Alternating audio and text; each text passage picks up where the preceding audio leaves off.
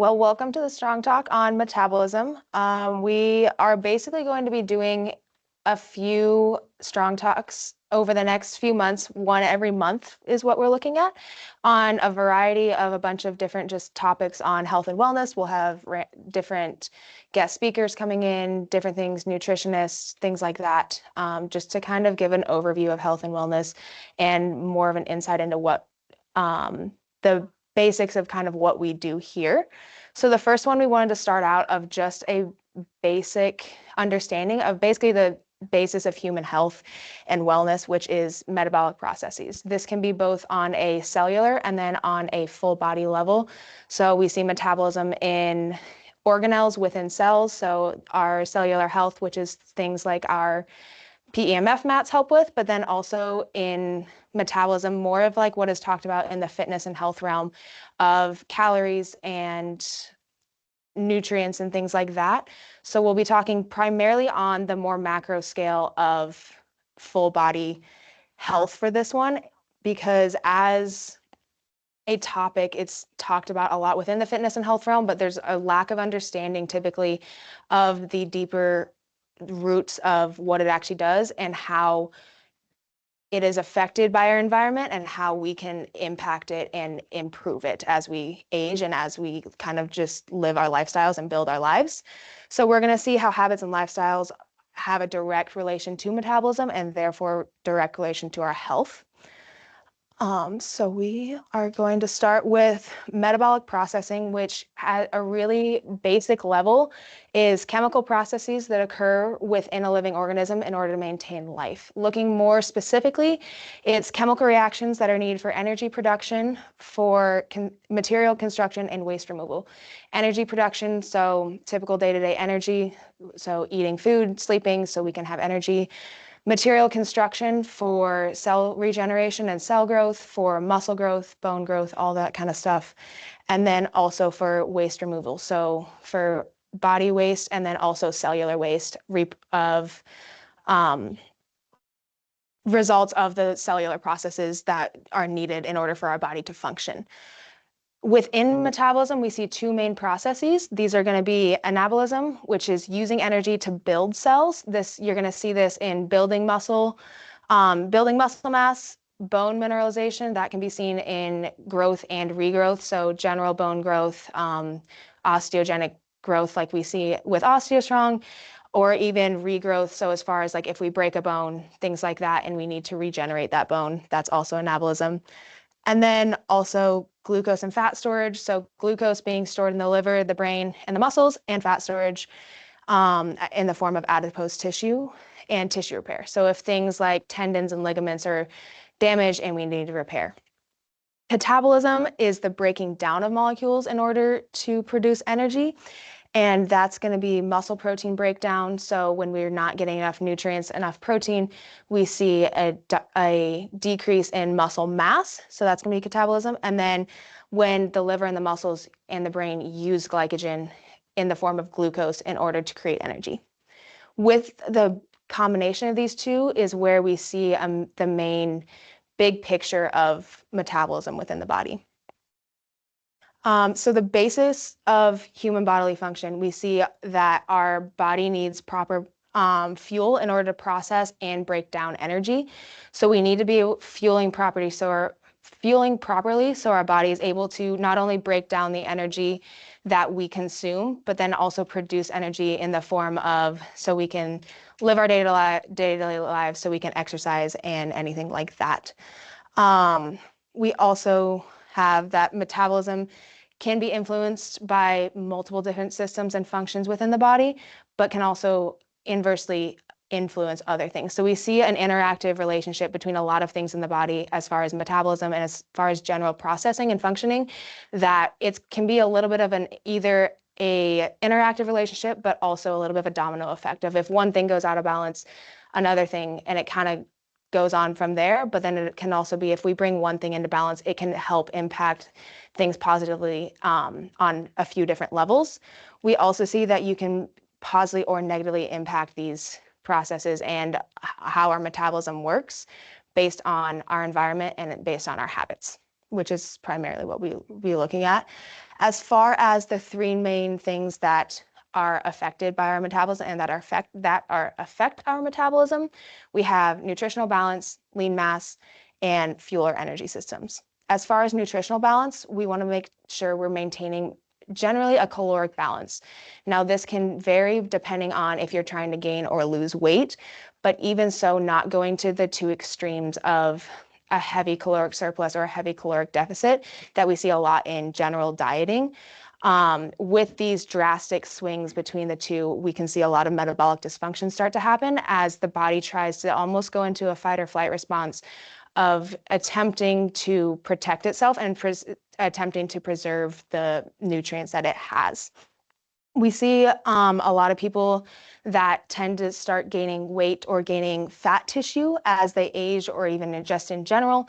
We see that a lot of times people will overcompensate by drastically cutting their calories and therefore nutrients, a lot of times leading to nutrient deficiencies. And we see that the heavy restriction of calories and nutrients does more harm than good, when even if trying to lose maybe unnecessary or unhealthy body fat, that heavy restriction typically causes more dysfunction than the adipose tissue does. Fueling and nourishment, we want to make sure that we are focusing on a balance of macronutrients. So carbohydrates, fats, proteins, making sure we're getting a balance of all three and kind of hitting goals with those. And then also micronutrients. So more focusing on the vitamins and minerals. That's where the whole foods come in. And that's where we see working on the fueling and the nourishment rather than just on calories. So there's a difference between 200 calories of, say, protein and vegetables versus 200 calories of cookies or something like that. So focusing on not only getting the calories in, but getting quality of calories. We also want to make sure that we're avoiding nutrient deficiencies, because nutrient deficiencies we can see like brain fog, body composition changes as far as loss of muscle, gaining of fat, fatigue, tiredness, hunger cues being thrown off. So either being super hungry because your body is heavily restrictive, or basically those hunger cues essentially turning down or turning off because your body is not being fueled correctly and it's trying to maintain what you have.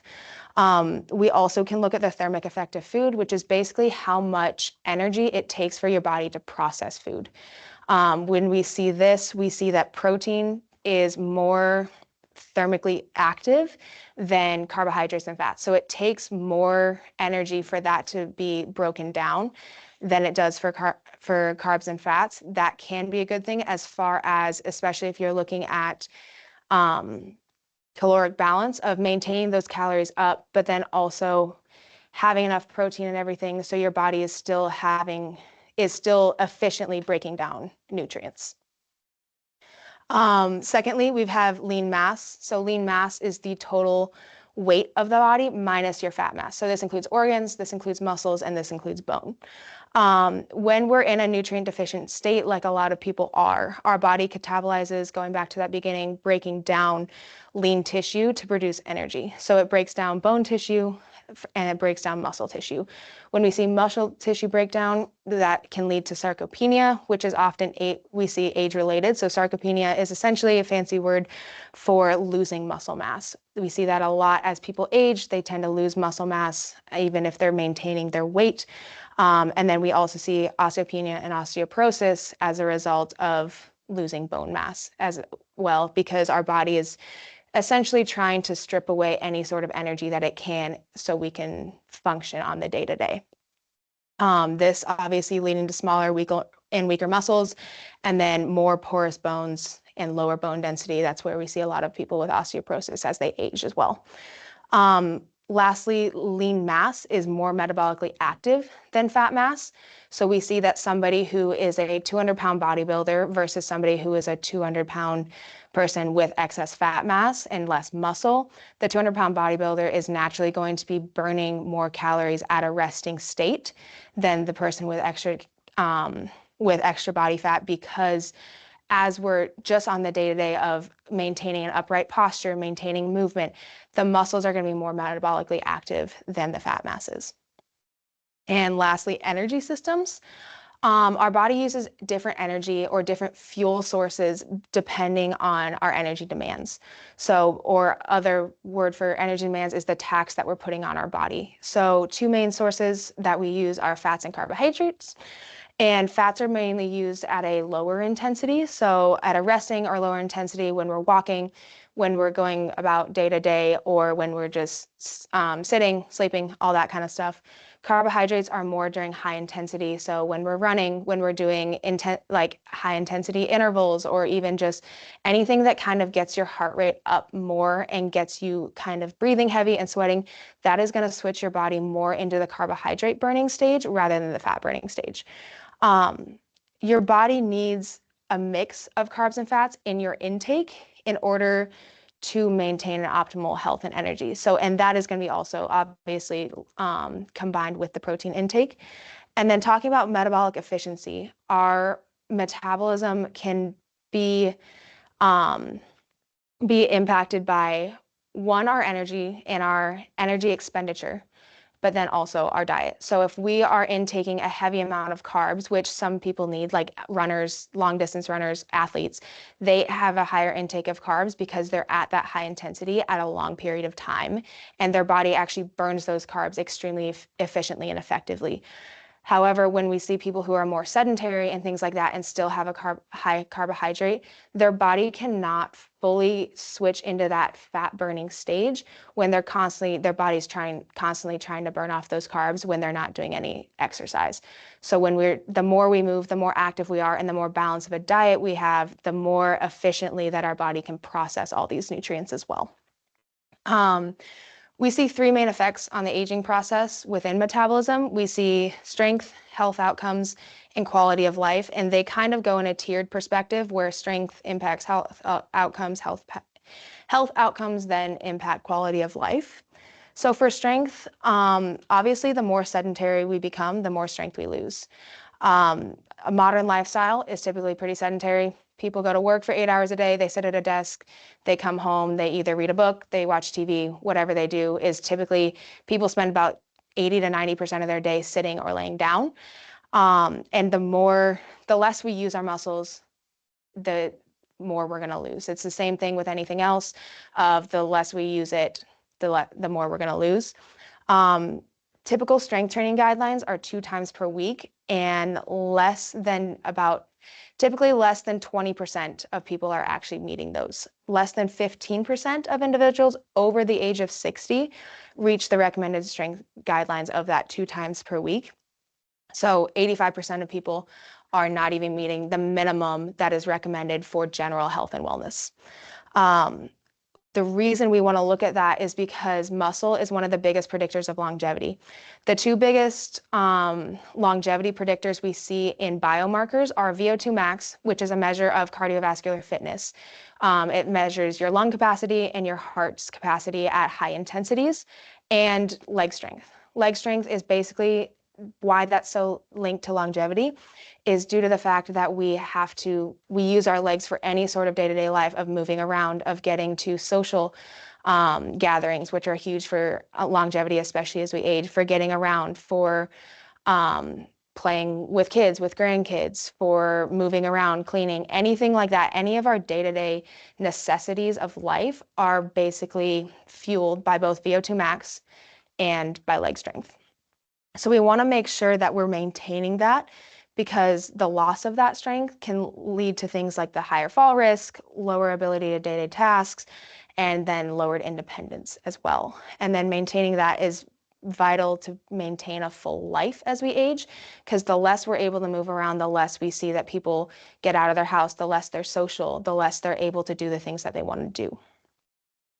That leads us into then those health outcomes that I talked about before. So that higher fall and fracture risk, we see that the mortality rate for people over the age of 60 with a hip fracture is over 50%. So people within 3 years of fracturing a hip, the survival rate is lower than most people expect, just because they lose their mobility and they lose their way of life, essentially. Because if you can't move around, you can't work on your cardiovascular, you can't be social, anything like that. So quality of life really reduces after that. Reduced mobility is also a huge thing. So not being able to reach things, not being able to take longer steps, not being able to kind of move around in the ways that we would, and being more stiff is going to really impact our health and even just those joint health and things like that. We also see that cognitive impairments, so brain fog, memory problems as we age, and even Alzheimer's and dementia in those extreme cases have been linked to strength and even metabolic dysfunction, because that interplay that we have between everything in our metabolic system and within our muscles, we see a huge indication that our brain health is also linked to our body and our muscle health as well. Then metabolic disorders, obviously, we'll see in people who are sedentary and in people who, as we age, don't do as much, or diet goes downhill or anything like that. So we see the diabetes, the kidney and liver disease, and the heart disease. And then chronic health conditions like immune system suppression, autoimmune disorders, chronic inflammation, and cancer are all linked to that as well.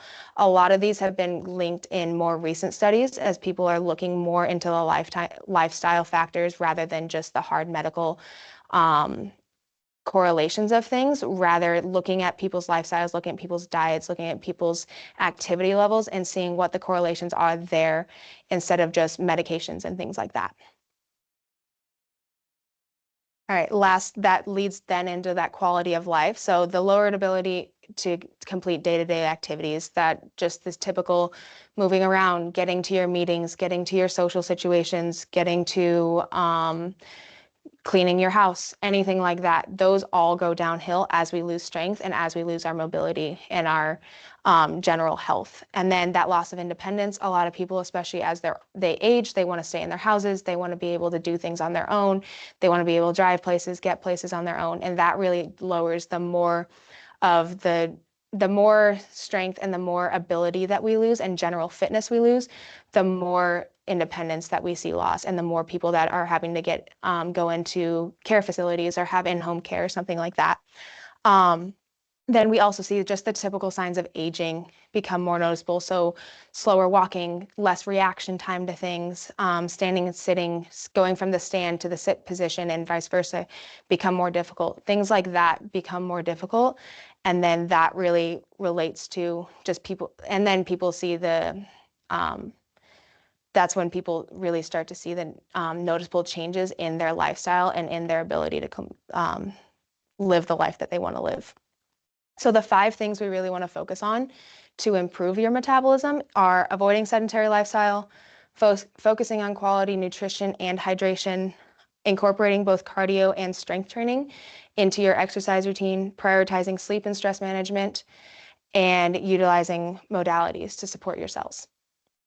So first, with that, avoiding your sedentary lifestyle, there's a difference between being sedentary and exercising. So some people who exercise 30, 45 minutes, an hour a day can still be considered sedentary if the rest of their day, if that's the only movement they're doing. So say somebody is sitting on a bike for 30 minutes a day, and then the rest of the day they're sitting at home, sitting at work, anything like that, they're still considered sedentary. And a big statistic we're seeing recently is that a sedentary lifestyle is 3rd on the list of lifestyle causes of mortality, only behind excessive alcohol consumption and smoking. So it's extremely high, but even with those statistics, we see that almost 40% of older adults are considered sedentary. So that is little to no active or leisure time activity, physical activity like that. Way to combat this is finding little small slots of your day to get active. So if you have a 5-minute break at work, standing up, walking around, literally anything of just moving and getting your body moving and not sitting for over 1, 2, 3 hours is going to help your body. It's going to get your blood flowing. It's going to get your muscles going, and it's just going to be beneficial. And a lot of people who aren't able to maybe do the long bouts of exercise, people are starting to introduce the idea of exercise snacks, essentially, which is basically like little 5 to 10 minute bouts. Whether you have a little break at work, go on a walk after lunch, or something like that is going to be really beneficial. If you add those up and you kind of compound that, it's going to make a big difference in your health. Another way is just being active in your leisure time. So going for a walk after meals or after work, getting up in the morning and doing something active, whether that's stretching, whether that's walking, whatever that is going to be best for you, and then finding a game or a sport. Pickleball is really common. It has some higher, does have a little bit of a higher injury rate just because it is so popular for older population and is very dynamic. It's still great, but just making sure that you're having the base level of fitness before you go in and do something that is extremely dynamic and competitive is going to help reduce that injury rate. So finding something that you enjoy, whether that's the pickleball, whether that's a walking club, whether that's we have a lot of people here that do biking clubs and things like that, and finding little things like that that also get you into that social setting and can be a little bit more motivating as well. Second, quality nutrition and hydration. We kind of talked about this before, but focusing on nutrient dense and whole foods. So being intentional about macronutrients and micronutrients. Like I said before, the carbs, the fat, the protein, and then micronutrients. So vitamins and minerals, specifically omega-3s, which are a really good anti-inflammatory. So things like fatty fish, maybe looking at a supplement for that. Chia seeds, flax seeds are all really good forms of omega-3s and are going to help with that inflammation. Vitamin A, which is more in fruits and vegetables, so sweet potatoes, carrots, spinach, and then a lot of red and yellow fruits are really high in vitamin A. Vitamin E, which is avocado, spinach, seeds, and things like that. And then also that calcium, which we're going to see is very beneficial to the bone and the muscular strength as well. So fish, vegetables, nuts and seeds, leafy greens, dairy in some cases, all that kind of stuff as well. Focusing on macronutrients, so the balance of protein, fat, and carbs. A lot of people say the general consensus is 0.8 grams of protein per pound of body weight. To make it really easy, a lot of people, I just say try to get in 100 grams of protein, because for a lot of people making that switch, even 100 grams can be a lot. So trying to get that baseline in to really focus on it. And a lot of times when we're focusing on that, that is going to help cut a little bit of the appetite for the more highly processed foods like that, because the higher our protein intake is, typically the lower our blood sugar spikes and crashes are, and then also the better that we see our body, the better our body can process the different macronutrients, and then also the less it also is a better protein can also be a better appetite suppressant than other macronutrients as well. And then focusing on that proper hydration, that's pretty simple, of just making sure you're drinking enough water. They usually say half your body weight in ounces a day is a really good shot, a really good kind of benchmark to try to get to. If you want to do, if you're active and do more, that's great, but that's really the baseline that you should be shooting for. Because when we're dehydrated, body can't properly carry out any of the cellular functioning of removal of waste, anything like that. Everything else is going to kind of suffer if we don't have the proper hydration, and then we can't process our nutrition as well either. So like I said, doing cardio and strength training both. So in cardio, basically things like walking, biking, running, or even HIIT training in the more extreme, in the higher intensity cases. So HIIT training being maybe 30 seconds on, 30 seconds off of high intensity, and then rest. Doing things like that is going to get your heart rate up, and it's going to help your cardiovascular health, your respiratory health, blood pressure, and even with that, and help with that weight management. The recommendations that the USDA and a lot of the government agencies use are 150 minutes of moderate intensity per week. So that can be broken up into 5 30-minute sections a day. It's really up to you how you want to break that up. That can even, where I talked about those like exercise snacks almost, of doing 10 minutes 5 times a day, or 10 minutes 3 times a day, and then doing a longer one a couple times a week. Anything to kind of get that 150 minutes in is where we see the baseline for the increase in cardiovascular fitness and health. Combining that with strength training is going to be really important for, like I said, maintaining muscle mass, avoiding that age-related sarcopenia, improving strength, joint health is huge when we do strength training, because it helps strengthen our tendons and our ligaments as well, as long as we're doing it correctly. And then body composition. So not only weight, but maintaining your muscle mass and managing that fat mass as well. And balance and flexibility. The stronger we are, the more stable we are, the more we can work on that balance. And then working through full ranges of motion can help improve flexibility and mobility as well. And then also helping with injury risk, so less fall risk if we're more stable. And then blood sugar. The more active our bodies are and the more active our muscles are, the more glucose and glycogen we're using. And that helps to regulate our blood sugar as well. General guidelines for this are strength training 1 to 3 times a week. This can be a 30-minute bout. It doesn't have to be you in the gym for an hour and a half. It can be an efficient full body 1 to 3 times a week, quick, just doing something. And this can be either body weight, you can use bands, or you can use weights. It's anything that's going to get you moving and try to work on that strength. It's important to keep a balance of both in order to keep that strength and then also have your respiratory and your cardiovascular health, especially as we age, to maintain both, to optimize our health and wellness in a more full body, whole person look at things. All right, then we've got prioritizing sleep and stress management. It's a lot of things that a lot of people are really not good at because a lot of people, they get 5 to 6, 7 hours a night. We really want to shoot for anywhere from 7 to 9. Some people it's more 8 to 10. It can depend on the person. Some people need longer, so some people need that 8 to 10 range. Some people feel good on that 7 to 8, maybe 9 range. It really depends on the person, but at the very, very least, we want to be shooting for 7 hours a night. Sleep is how our body regenerates. It's how our body heals, and how it's how we get ready for the next day.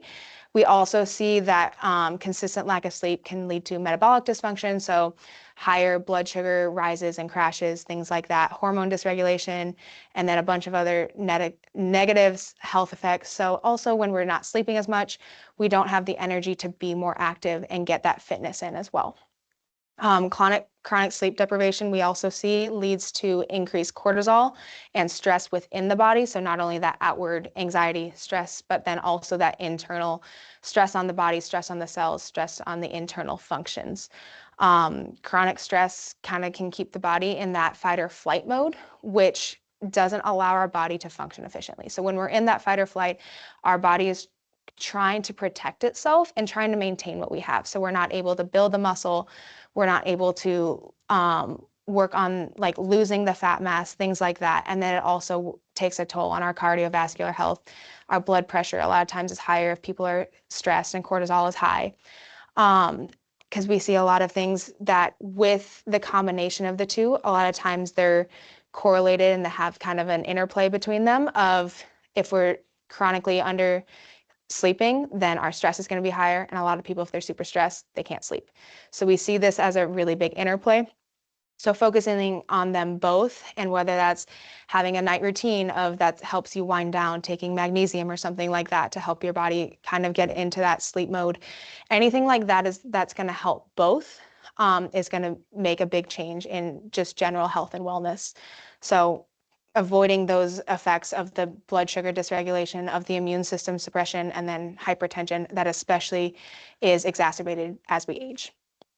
Last, we've got supporting your cells with modalities. So a lot of the stuff that we have here, we have the red light, which helps immune function, it helps sleep quality, and it helps pain and inflammation. So especially with the red light, helping with skin conditions, and red light has been associated with melatonin production, which is really big for sleep. So again, working on that sleep portion, and then therefore the stress portion of that.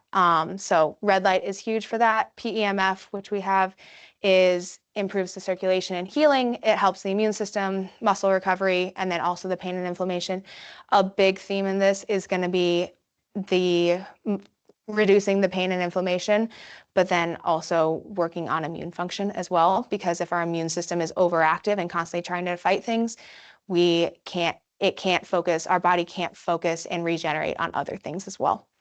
And then we've got the biocharger, again, that common theme of inflammation, energy, mood, cell functioning, helps with mitochondrial production, with getting our blood flow moving and everything like that. And then also what we have here at OsteoStrong, which is Spectrum, and those are our osteogenic loading circuits that help with strengthening bones and muscles. And that is going to help, like I said, maintain the strength, maintain the bone strength, and then also help with the blood sugar as we have our muscles more active. It's going to help with all those other effects that we have looked at like that as well. So putting all these things together is going to be the biggest part of not only focusing on one or two, but really focusing on all five of those things that we talked about and optimizing what you can. And there's some things that you can't control, but it's a big thing of controlling the controllables and doing what we can to mitigate and maintain what we have already, if that makes sense.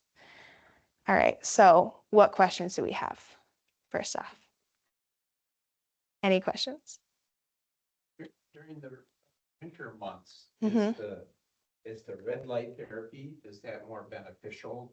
The light Yeah. that they tell you you should get more. Yes. So we see a lot of people, especially in Minnesota, because we get no sun in the winter. But a lot of people love it because one, it kind of helps you warm up. It almost helps you warm up a little bit internally. And then we also see it helps with the like seasonal depression and stuff because you're getting that light exposure. I don't know that it's been associated with like vitamin D production or anything like that, like sun. I don't think it has. But even just the things like the mood, like the seasonal affective disorder, things like that. And then even just like it helps with collagen production, it helps with that kind of stuff. And then it just helps kind of warm you up too, which helps a lot. But yes, getting the inflammation, all the stuff helps. Oh, Like let people yes. The question was basically, does the red light help? Is the red light more beneficial in the winter?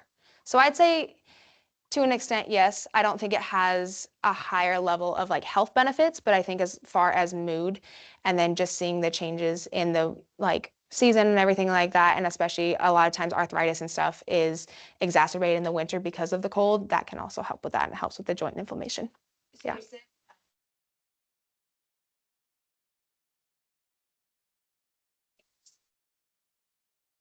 Increasing mitochondria. Yeah. In the wintertime, it's fantastic. Yeah. Why is that so important? Why do? So basic understand. Oh yeah, sorry. Question is the impact of mitochondrial health and the importance of that, correct? Yes. Okay. Basically, so any like high school understanding of mitochondria is basically mitochondria are like the powerhouse of the cell. So they help with the energy production. They help with really the overarching functioning and wellness of the cell. So the cell can has depending on what cell it is, whether it's a stem cell that helps with immune, whether it's an immune cell, whether it's a skin cell, whatever it is, they need the energy. And that's why we were talking about cell metabolism as well. They need that to function. So the mitochondria allows the DNA and the genetic code within the cell to optimize itself and to optimize its functioning and whatever it's doing in your body. Does that make sense? Okay, perfect. Any other questions?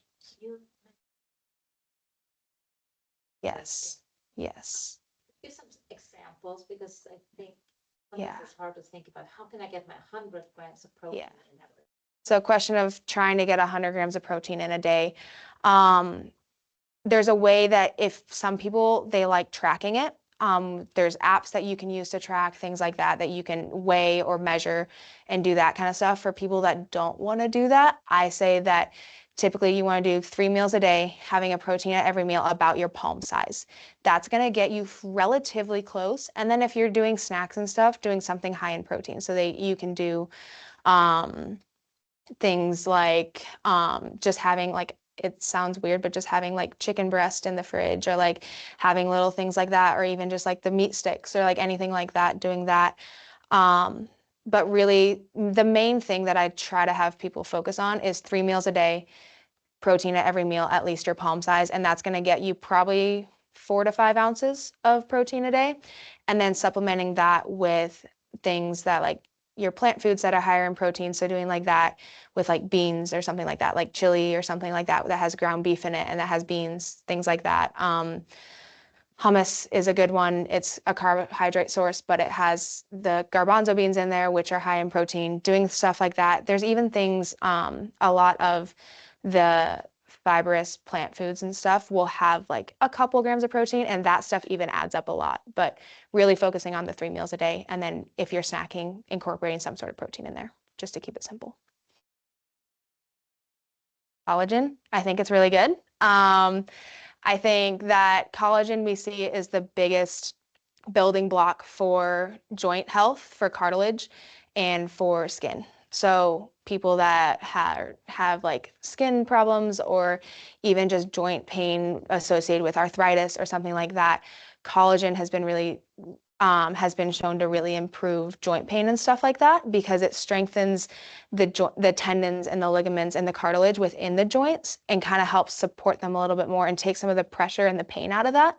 Also, again, helps with the skin, helps with elasticity in joints and in tissue in general in the body. But the biggest thing is making sure you find a collagen that's clean and doesn't have a lot of the fillers. And then also having something that has a complete collagen, so working on different things. So like I know you do the algae cal that is here, so that stuff is really good. Yes. Mm-hmm.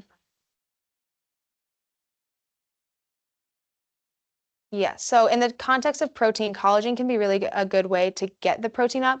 Now you don't want to rely primarily or solely on collagen because that doesn't have a complete amino acid profile that you need to complete like muscle protein synthesis, which is basically just your muscles turning protein into muscle fiber or into energy for your muscles. So you don't want to rely on it completely, but if you're doing, say, like a serving of collagen a day can usually be like anywhere from 8 to 12 grams of protein, and doing that can be a really good way to just boost it up just a little bit. And you can add that and include that as your 100 grams. Yeah. Yes. What about protein drinks or drinks that have, Mm-hmm. have protein? Yes. So those are great if you're really looking to, those are really good if you're really looking to improve, like up your protein. However, a lot of those have a lot of fillers and a lot of like um, uh, artificial sugars and stuff like that. So like erythritol, different things like that, that can kind of mess with the gut and the gut bacteria. So if you really, really need it just to get something in, use it, but use it sparingly because I like to have people focus more on the whole foods of things because that's where you're getting the micronutrients in as well and the whole foods. But with the protein drinks, they can be a good supplement, but you don't want to rely on them because then you're missing a lot of nutrition as well. And then you're adding things that you necessarily might not want in your diet. The more you use them, especially those artificial sugars and stuff, they can kind of start to wreck the gut a little bit if you're not careful. But I wouldn't say never use them. So, yeah. Do we have any questions from the chat online? Question from him was thoughts on using protein drinks and supplementing protein with that.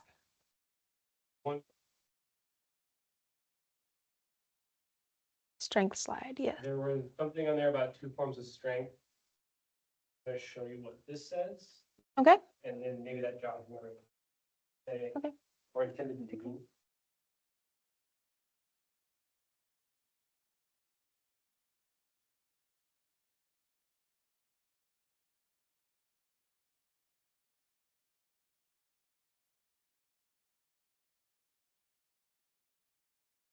You review your notes. Okay.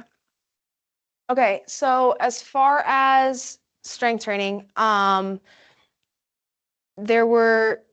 talked about 2 major biomarkers, which is the VO2 max and leg strength. The biomarkers are what we look at when we look at markers of longevity or markers of health. So it's something like similar to like a body composition test or the typical like testing that some of the athletes will do and things like that. Biomarkers are more when we're looking at the state of the body. That's not a form of strength training or anything, but you want to focus on 2 times a week for strength training. It's kind of in that 1 to 3 range, like I said before, but I try to have people do at least, you want to focus on 2 times if you can. And if that's something that's maintainable for you, the biggest thing is having something that's maintainable. As far as OsteoStrong in the context of strength training, it does help strength because as we're using it, we're using our muscles, we're putting pressure on our pressure on our bones. That's creating that osteogenic loading. However, you're not going through a range of motion. So our OsteoStrong machines are isometric machines, so they don't move. As like all of our members know, you sit there and you press into it. It's almost like being wedged between two walls. So that's a little different in the context of strength training, especially isometrics are really good for tendons and ligaments. And they're good for building overall strength, especially in people who are more sedentary and don't get the extra strength training. But it's not going to be as beneficial as working with strength over a range of motion. So doing things like range of motion as far as like bicep curls or squats or things like that, when you're actually moving your joints and moving your muscles and lengthening and contracting your muscles is a little different. When you touch on VO2 testing, VO2 max. Yes. Can you explain how it relates to the breath we take and the energy? Yes. So how VO2 max relates to breath and energy. VO2 max is something that's typically tested where you're on a treadmill or a bike and you have a mask on. The test absolutely is horrible, but it is a really good way of figuring that out. It is something that it tests your intake and then your expiration. And basically it can test the basically how much oxygen versus how much CO2 that you're expiring versus intaking, and then actually how much air is coming out as well. So it's basically a indication of how efficiently and how effectively we can take in and expel air while we're moving and while our muscles are under load and while our body is under stress. So things even without doing a VO2 max, it's a pretty good indicator of if you can't walk up the stairs without having to take a break, or you can't walk for 10 minutes or something like that. Even doing something that gets your heart rate up a little. And if you're having to take a break halfway up the stairs, or even when you get to the top of like really being winded, that's a pretty good indicator that your VO2 max is below optimal or below what we would like it to be. Did that answer the question? Okay, perfect. Any other questions? So how would OsteoStrong complement, say, your 2 times a week Mhm. weight training, like whether it's bands? Yeah. And how would that complement somebody if you had a loved one that said, oh, I do 2 Mhm. times a week at home, I don't need OsteoStrong. How would, and their mobility is lower as well. Yeah. How would OsteoStrong complement that? Okay, so how OsteoStrong complements with strength training and kind of combating the argument of people like, oh, I strength train, so I don't need this, or vice versa. So strength training is great, but on our machines, you're able to push 4 to 8 times what you would in the gym. So we have people who are able to put, say, 1 to 2,000 pounds on our lower growth trigger. That's the ones focusing on your legs and your hips. That's basically the one that looks like a leg press that doesn't move. Correct me if I'm wrong, but most people can't push 1,000 pounds in the gym. So the one thing you want to focus on is when you're pressing that 1,000 pounds, you're able to press more because you're in that like stable and optimal positioning. That's why we look at your joint positioning of that 120 degrees. That's the optimal joint positioning for muscle contraction and muscle output. And then it also is a bit of a cognitive and a neurological thing of your body recognizes that it's safe and that it's stable and that you don't have a barbell falling on you or something moving, and it allows you to press more. So while strength training is great and can help with bone density and things like that, along with impact training and things like that, this is going to be more beneficial to it because you're able to put exponential load versus what you're able to do on the with weights or something like that, because that extra load is going to allow that osteogenic response of the bone growth, which is what we go back to when we talk about Wolff's Law, where your body adapts how it is stressed. So when your body adapts to how it's stressed, so like when you're doing strength training, your muscles get stronger because it needs to be stronger in order to maintain that amount of stress to it. When you're doing this, your bones get stronger because when you're pressing that much, your body is trying to respond and be ready for that to happen again.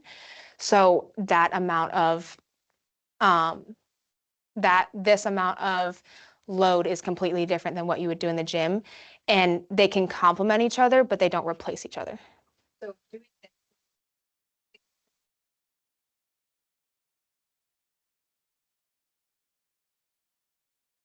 Yes. So this OsteoStrong can help increase lower body strength and can help that marker of longevity, you still want to do the strength training because, again, you're working through range of motion, you're working through different planes of motion, you're doing things that are a little bit more directly attributable